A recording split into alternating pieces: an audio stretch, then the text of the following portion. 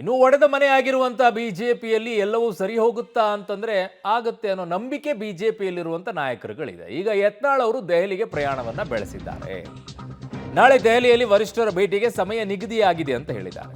ವಿಜಯೇಂದ್ರ ವಿರುದ್ಧ ದೂರನ್ನ ಕೊಡ್ತಾರಂತೆ ಯತ್ನಾಳ್ ಟೀಮ್. ಈಗಾಗಲೇ BL ಸಂತೋಷನ್ನ ಭೇಟಿಯಾಗಿದ್ದಾರೆ ಕುಮಾರ್ ಬಂಗಾರಪ್ಪ. JP ನಡ್ಡಾ ಭೇಟಿಯಾಗಿರೋದಾಗಿ ರಮೇಶ್ ಜಾರಕಿಹೊಳಿ ಕೂಡ ಹೇಳಿಕೆಯನ್ನ ಕೊಟ್ಟಿದ್ದಾರೆ. ಕಸರತ್ತುಗಳ ಮೇಲೆ ಕಸರತ್ತನ್ನ ಮಾಡ್ತಾ ಇದ್ದಾರೆ. ಜಾತಿವಾರು ಸಮೀಕರಣ ಎಲ್ಲ ಮಾಡ್ತಾ ಇದ್ದಾರಂತೆ. ರಾಜ್ಯಾಧ್ಯಕ್ಷ ಸ್ಥಾನಕ್ಕೆ ಯಾರನ್ನು ನಿಲ್ಲಿಸಬೇಕು ಅಂತ ಫೈನಲ್ ಮಾಡ್ತೀವಿ ಅಂತಿದ್ದಾರೆ. ಲಿಂಗಾಯತ ಖೋಟಾ ಬಂದ್ರೆ ನಾನೇ ಸ್ಪರ್ಧೆ ಮಾಡ್ತೀನಿ ಅನ್ನುವಂಥ ಮಾತನ್ನ ಯತ್ನಾಳ್ ಅವರು ಆಡ್ತಾ ಇದ್ದಾರೆ. ಸೊ ದೆಹಲಿಗೆ ತೆರಳುವ ಮುನ್ನ ಶಾಸಕ ಯತ್ನಾಳ್ ಅವರು ಈ ಹೇಳಿಕೆಯನ್ನ ಕೊಟ್ಟು ತಮ್ಮ ಪಯಣವನ್ನ ಬೆಳೆಸಿದ್ದಾರೆ.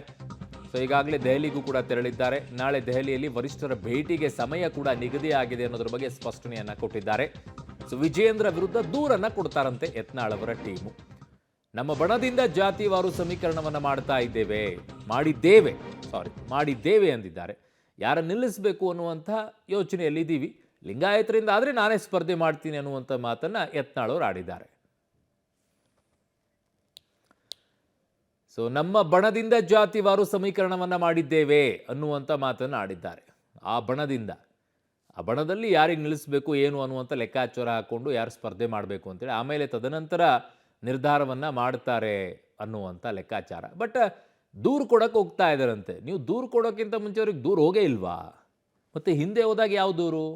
ಈಗ ಹೊಸ ಮತ್ತೊಂದು ಆ್ಯಡ್ ಆನ್ ಆಗಬೇಕು. ಅದಕ್ಕೆ ಸಪ್ಲಿಮೆಂಟ್ರಿ ಎಕ್ಸಾಮ್ ಬರೆದಾಗ ಸಪ್ಲಿಮೆಂಟ್ರಿಗಳನ್ನು ಹಾಕ್ಬೇಕಲ್ಲ, ಆನ್ಸರ್ ಶೀಟ್ ಖಾಲಿ ಆಗ್ಬಿಟ್ರೆ ಅದಕ್ಕೆ. ಸೊ ಹಾಗಾಗಿ ಅದೇ ರೀತಿಯಲ್ಲಿ ಮತ್ತೊಂದಿಷ್ಟು ಸಪ್ಲಿಮೆಂಟ್ರಿ ಅಟ್ಯಾಚ್ ಮಾಡಿಬಿಟ್ಟು ಈಗ ಕೊಡೋಕ್ಕೆ ಹೋಗ್ತಾ ಇದ್ದಾರಂತೆ ಎಲ್ಲ ಟೀಮ್ನವರು. ಬಗೆಹರಿಬೇಕು, ಇವೆಲ್ಲವೂ ಕೂಡ ಸರಿಯಾಗಬೇಕು ಅನ್ನುವಂತಹದ್ದು ನಾಯಕರುಗಳಲ್ಲಿ ಇದೆಯೋ ಇಲ್ವೋ ಗೊತ್ತಿಲ್ಲ. ಕಾರ್ಯಕರ್ತರಂತೂ ಬಾಯ್ ಬಡ್ಕೊಳ್ತಾ ಇದ್ದಾರೆ. ನಮ್ಮ ನಾಯಕರೆಲ್ಲ ಹಿಂಗೆ ಕಿತ್ತಾಡ್ಕೊಳ್ತಾ ಇದ್ದಾರೆ ಅಂತ ಹೇಳಿ. ಒಂದೊಂದು ಸಲ ಈ ಮನೆಗೆ ಹೋಗ್ಬೇಕಾದ್ರೆ ರಸ್ತೆಯಲ್ಲಿ ತುಂಬ ಹೆಚ್ಚಾಗಿಬಿಟ್ಟಿದೆ ಈಗ ಬೆಂಗಳೂರಿನಲ್ಲಿ. ಆ ಕಡೆನೂ ಇರ್ತವೆ, ಈ ಕಡೆನೂ ಇರ್ತವೆ. ಒಂದೇ ಸಮನೆ ಯಾರಾದರೂ ಅಪರಿಚಿತರು ಬಂದುಬಿಟ್ರೆ ಅಲ್ಲಿ ಓ ಅಂತ ಶುರು ಮಾಡ್ತವೆ. ಹಂಗಾಗ್ಬಿಟ್ಟಿದೆ ಈಗ ಪರಿಸ್ಥಿತಿ. ಏನೋ ಆ ಕಡೆ ಹೋದ್ರೆ ಓ ಅಂತ ಶುರು ಮಾಡ್ತಾರೆ, ಈ ಕಡೆ ಹೋದ್ರೆ ಓ ಅಂತ ಶುರು ಮಾಡ್ತಾರೆ. ಇವರನ್ನು ನೋಡಿ ನಾವು ಹೆಂಗಿರಬೇಕು ಅಂತ ಪಾಪ ಕಾರ್ಯಕರ್ತರೆಲ್ಲ ಬಾಯ್ ಬಡ್ಕೊಳ್ತಾ ಇದ್ದಾರೆ. ಮಾಡ್ಕೊಳ್ಳಿ, ನಿಮ್ಮ ಪಕ್ಷ, ನಿಮ್ಮ ವಿಚಾರ, ನಾವ್ಯಾಕೆ ತಲೆ ಕೆಡಿಸ್ಕೊಳ್ಳೋ. ನಮಗಿರುವಂಥದ್ದು ಆಸಕ್ತಿ ಇಷ್ಟೇ. ಇದರಲ್ಲಿ ಒಂದು ವಿರೋಧ ಪಕ್ಷ ಗಟ್ಟಿಯಾಗಿ ಪ್ರಶ್ನೆ ಮಾಡೋಕ್ಕಾಗ್ತಿಲ್ವಲ್ಲ ರಾಜ್ಯದಲ್ಲಿ ಅಂತ ಹೇಳಿ, ಅಷ್ಟೇ ನಮಗಿರುವಂಥ ಆಸಕ್ತಿ.